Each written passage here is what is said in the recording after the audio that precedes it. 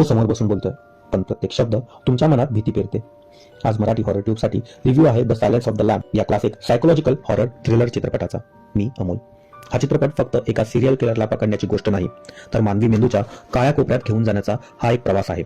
FBI ची तरुण प्रशिक्षणार्थी क्लॅरिस एका निर्दयी सिरियल किलर बफेलो बिलचा माग काढत असते, पण त्याला पकडण्यासाठी तिला मदत घ्यावी लागते अशा एका व्यक्तीची जो स्वतः अत्यंत धोकादायक आहे.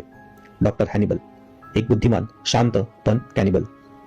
क्लॅरिस आणि हॅनिबल यांच्यातील संवाद हेच या चित्रपटाची सर्वात मोठी ताकद आहे. प्रत्येक संवाद, प्रत्येक नजर अंगावर काटा आणते. हॅनिबल माहिती देतो, पण त्या बदल्यात तो क्लॅरिसच्या मनात डोकावतो. तिची भीती, आठवणी, वेदना उघड करतो. यामुळे हा चित्रपट हळूहळू गुन्हेगारी कथेतून एक खोल सायकोलॉजिकल हॉररपट बनतो. शेवटाकडे जाताना अंधार, शांतता आणि तणाव इतका वाढतो की प्रेक्षकाला स्वतःची शिकार झाल्यासारखं वाटते. शेवटचा ट्विस्ट संपूर्ण चित्रपट लक्षात राहील असा आहे. सायकोलॉजिकल हॉरर, सिरियल किलर कथा आणि जबरदस्त अभिनय जर तुम्हाला आवडत असेल तर हा चित्रपट एकदम मस्ट वॉच आहे. अशा हॉरर स्टोरीजसाठी मराठी हॉरर ट्यूबला नक्की फॉलो करा.